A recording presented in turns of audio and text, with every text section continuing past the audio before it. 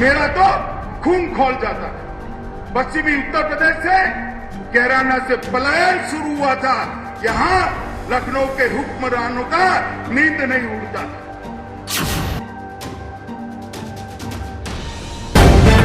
The live TV, सच सबसे आगे। Hindutva card खेलकर चुनाव जीतने की रणनीति अपनाने से भाजपा कभी चूकती नहीं है। चाहे आप बात 2014 के चुनाव की करिए या बात 2017 के उत्तर प्रदेश चुनाव की, हर बार भाजपा हिंदूवादी एजेंडे को सामने लेकर आती है और हिंदुओं का वोट अपने पाले में करने की कोशिश करती है। इस बार भाजपा का एजेंडा भी कुछ इसी तरीके का था। भाजपा के चाणक्य कहे जाने वाले अमित शाह ने कैराना में पलायन का मुद्दा भुनाना चाहा, लेकिन इस बार भाजपा को मुंह की खानी पड़ गई। जी हां दोस्तों, बिल्कुल सही सुन रहे हैं आप। इस वीडियो में हम आपको बताएंगे कि कैराना में पलायन का पूरा मामला क्या है और साथ में ये भी बताएंगे कि किस तरीके से भाजपा को मुंह की खानी पड़ी है, किस तरीके से भाजपा की सच्चाई जनता के सामने आ गई है। यह भांडा फोड़ा है वरिष्ठ पत्रकार दिलीप मंडल ने।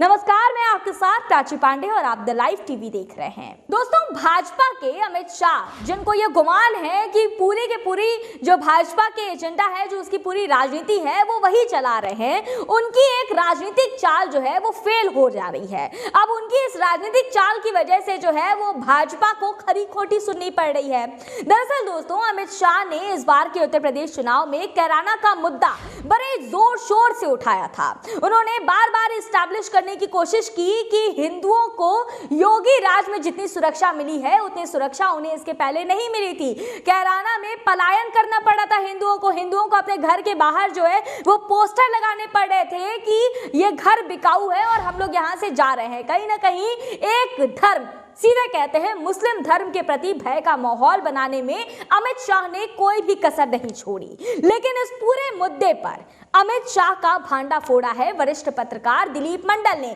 दिलीप मंडल ने सच्चाई सामने ला करके रख दी है दोस्तों। अमित शाह को अब मुंह छुपा करके भागना पड़ रहा है। अब वो अपना मुंह नहीं दिखा पा रहे हैं क्योंकि अमित शाह की सच्चाई जो है वो दिलीप मंडल ने एक ट्वीट करके सबके सामने रख दी है। क्या ट्वीट किया है दिलीप मंडल ने, वो आपको बताते हैं। दिलीप मंडल ने लिखा है कि कैराना में पलायन का मामला बीजेपी सांसद हुकुम सिंह ने उठाया था, लेकिन मरने के पहले श्री हुकुम सिंह ने 2017 में यह बता दिया था कि कैराना में जो पलायन का मामला है ये कोई सांप्रदायिक मामला नहीं है। कोई हिंदू जो है वो मुसलमान के डर से भाग करके नहीं जा रहा है, मुसलमानों के डर से वो लोग अपने घर को बिकाऊ नहीं बता रहे हैं, जबकि ये पूरा का पूरा मामला जो है वो कानून और व्यवस्था का है। ये पूरा मामला प्रशासन की नाकामी का है। अमित शाह को शर्म आनी चाहिए कि वो चंद वोट के लिए पार्टी के दिवंगत सांसद की बात को झुठला रहे हैं। ये वो ट्वीट है दोस्तों जो आपकी स्क्रीन पे आपको नजर आ रहा होगा। इस ट्वीट में दिलीप मंडल ने जो बात कही है ये 100% सही है दोस्तों, और इस ट्वीट के जरिए आप देख सकते हैं कि किस तरीके से भाजपा का कच्चा चिट्ठा सामने ला दिया गया है। इस ट्वीट में आपने देखा कि अमित शाह ने अपने ही नेताओं को, अपने ही सांसदों की बातों को जो है वो झुठला दिया है। किस तरीके से जो है वो झूठ को सामने ले आकर के जनता को बरगलाने की कोशिश की जा रही है। अब आप खुद सोचिए कि जो पार्टी, जिस पार्टी के आला कमान मैं कहूंगी, क्योंकि यह कहा जाता है कि अमित शाह जो है वो, अगर अमित शाह ना हो तो भाजपा की जो है वो आधी राजनीति खत्म हो जाएगी। तो ऐसे में अमित शाह जो है वो अपने ही पार्टी के दिवंगत सांसद की बात जो है वो नहीं मानते, उनकी बात को झूठा करार देते हैं। और ये गौर करने वाली बात है दोस्तों कि जिस सांसद की बात को अमित शाह झुठला रहे हैं, हुकुम सिंह की बात को अमित शाह झुठला रहे हैं, क्योंकि हुकुम सिंह ने तो ये कह दिया था कि ये मामला जो है वो हिंदू मुस्लिम वाला नहीं है, कोई सांप्रदायिक रंग नहीं है, लेकिन इस बात को तो अमित शाह झुठला रहे हैं, इस्टेब्लिश कर रहे हैं कि ये पूरा कैराना में जो पलायन का मामला था वो सांप्रदायिक मामला था। लेकिन दूसरी तरफ यही भाजपा, यही अमित शाह जो है वो हुकुम सिंह की बेटी मृगांका सिंह को भाजपा की तरफ से मैदान में उतार रहे हैं। तो अब इनका दोगला चेहरा जो है दोस्तों वो आपके सामने। अब आप समझिए कि ये किस तरह की दोगली राजनीति करते हैं, ये आप खुद समझ सकते हैं। एक तरफ तो उन्हीं के पिता, मृगांका सिंह के पिता की बात को ये गलत करार कर रहे हैं और दूसरी तरफ मृगांका सिंह को जो है वो भाजपा की तरफ से उतार रहे हैं। इस पूरे मुद्दे पर भाजपा की चौतरफा निंदा हो रही है।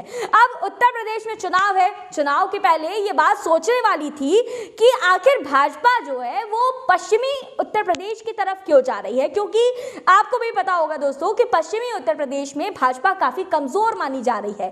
कमजोर इसलिए क्योंकि किसान आंदोलन में उत्तर प्रदेश से जो किसान गए थे वो ज्यादातर पश्चिमी उत्तर प्रदेश से गए थे। तो ऐसे में ये कहा जा रहा था, ये माना जा रहा था कि पश्चिमी उत्तर प्रदेश में जो है वो भाजपा काफी कमजोर है, हो सकता है कि वहां से भाजपा जो है वो चुनाव ना जीते। तो कहीं ना कहीं जो है इस बात को लेकर के संशय भी बना हुआ था कि हो सकता है कि भाजपा वहां से अपने आप को कमजोर समझे और उत्तर के यूपी से जो है वो चुनाव के प्रचार की शुरुआत करे। लेकिन हुआ इसके बिल्कुल विपरीत, पश्चिमी उत्तर प्रदेश से जो है वो शुरुआत की गई। लेकिन इसके पीछे कारण ये था कि भाजपा को ये पता था कि कैराना में जो उसकी जमीन है, जो उसकी एजेंडा युक्त राजनीति है, उसकी जमीन पूरी तरीके से तैयार है, क्योंकि वहां पर हिंदुओं को पलायन करना पड़ा था। और भाजपा ये जानती थी कि इस मुद्दे को बहुत अच्छे से भुना लेगी, क्योंकि हर मामले में हिंदू मुस्लिम वाला एंगल डालना भाजपा के लिए बहुत आसान है। तो ऐसे में उसको पता था कि भले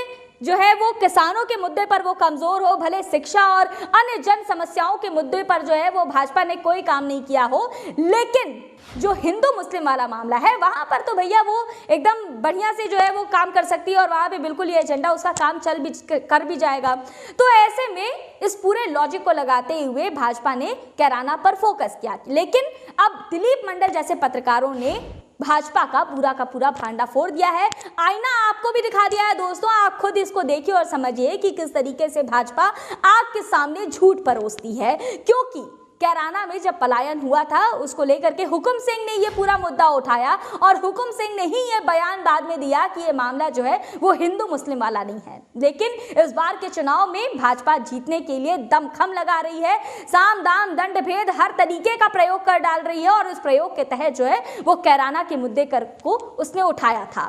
तो अब दोस्तों अब चूंकि दिलीप मंडल की प्रतिक्रिया आ चुकी है और अब आपके सामने सच भी आ चुका है। अब आपको एक बार याद दिलाते हैं, जो लोग ये नहीं जानते हैं कि कैराना में पलायन क्यों हुआ था, क्या कुछ मामला था, तो वो भी हम आपको बता देते हैं। क्योंकि इस बात को स्टैब्लिश करना और आपको ये समझाना कि कैराना में पलायन क्यों हुआ था ये बेहद जरूरी है। आपके दिमाग में कोई सवाल न रह जाए, इसलिए हम आपको थोड़ा सा पीछे ले चलते हैं, इतिहास के पन्नों पर ले चलते हैं और वहां पर आपको समझाते हैं कि कैराना में पलायन क्यों हुआ था। दरअसल दोस्तों ये बात उस समय की है जब सपा सरकार में थी। उस समय कैराना के बड़े कुख्यात अपराधी मुकीम काला कि एक तरह से सल्तनत चलती थी कैराना में। वहां पर काफी जो है वो आपराधिक मामले बढ़ते जा रहे थे। लोग अपनी सुरक्षा के लिए उस व्यक्ति को, उस अपराधी मुकीम काला को रंगदारी दिया करते थे। जो नहीं देते थे उन लोगों की, उन व्यापारियों की हत्या करा दी जाती थी, उनके साथ आपराधिक घटनाएं घट जाती थी। तो ऐसे में मुकीम काला और उसके गैंग के आतंक से लोग परेशान हो गए। लोग अपने अपने घर को छोड़कर जाने लगे। लोगों ने अपने घरों के आगे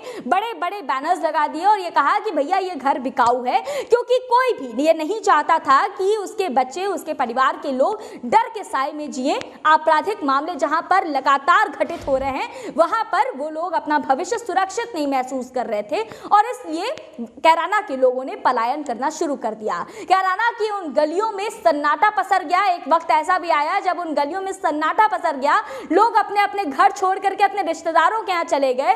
तो ऐसे में कहीं ना कहीं इसको पलायन के रूप में देखा जाने लगा। लेकिन सच्चाई ये है दोस्तों कि ये पूरा मामला अपराध, पुलिस और प्रशासन से जुड़ा हुआ था, प्रशासन की नाकामी से जुड़ा हुआ था। लेकिन इस मामले को भाजपा ने इस कदर तोड़ मरोड़ करके पेश किया कि ऐसा लगने लगा कि जो लोग पलायन कर रहे हैं वो धार्मिक असुरक्षा के कारण कर रहे थे। ये दिखाने की कोशिश की गई कि योगी राज जब नहीं था तब मुसलमानों का आतंक इस कदर बढ़ा हुआ था कि हिंदुओं को रहने के लिए अपने घर में भी जो है वो जगह नहीं मिल रही थी, अपने घर में छुपने की जगह नहीं मिल रही थी। तो इस तरीके से जो है वो भाजपा ने इस पूरे मुद्दे को भुनाने की कोशिश की है। लेकिन अब आपके सामने सच हमने आप लेकर के आए हैं। आपने इतिहास भी जान लिया कि कैराना में क्या कुछ हुआ था, क्यों पलायन हुआ था, और यह भी जान लिया कि जो उस मुद्दे को जिस व्यक्ति ने, हुकुम सिंह ने उठाया था, उस व्यक्ति ने उस पूरे मामले के बारे में क्या कहा है। दिलीप मंडल जैसे पत्रकारों की जरूरत है इस देश में, इस समाज में, ताकि भाजपा जैसे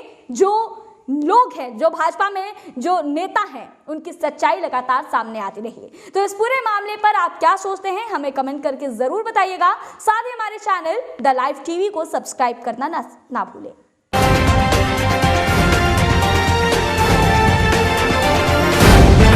द लाइव टीवी, सच सबसे आगे।